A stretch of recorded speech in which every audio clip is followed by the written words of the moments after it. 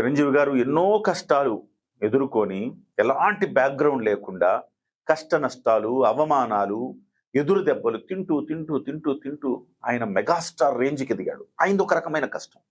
కానీ రామ్ చరణ్‌ది కూడా ఇంకొక రకమైన కష్టం. ఆయనకు బ్యాక్గ్రౌండ్ ఉండడమే ఆయనకు కష్టమైంది. ఆయన మామూలు బ్యాక్గ్రౌండ్ కాదు కదా! ఒక మెగాస్టార్ తనయుడు. ఇసుమంత ఒక్క ఇంచు తగ్గినా గాని వేస్ట్ అని చిరంజీవి గారితో పోలుస్తారు. ప్రతిదానికి చిరంజీవి గారితో పోలుస్తుంటారు. ఆ పోటీని మొదటి సినిమా నుంచి కూడా ఎదుర్కోవాలి ఆయన. అలా ఎదుర్కొని పెద్ద బ్యాగేజ్, బరువు, భారాన్ని మోస్తూ కూడా ఇష్టంగా మోస్తూ ఆ భారాన్ని ఆయన ముందుకెళ్ళి ఇవాళ గ్లోబల్ స్టార్‌గా మారిన తీరు చూసారా? దట్ ఈజ్ రియల్ సక్సెస్ అని చెప్పాలి. మొదటి సినిమా హిట్ అయితే చిరంజీవి కొడుకు కదా! ఆ మాత్రం హిట్ అవుద్దిలే అన్నారు. రెండో సినిమా మగధీర హిట్ అయితే రాజమౌళి వల్ల హిట్ అయింది అన్నారు. ఇలా ప్రతి హిట్, ప్రతి కష్టం తాను పడుతూ క్రెడిట్ మాత్రం ఇతరులకు వెళ్ళిపోతుండేది.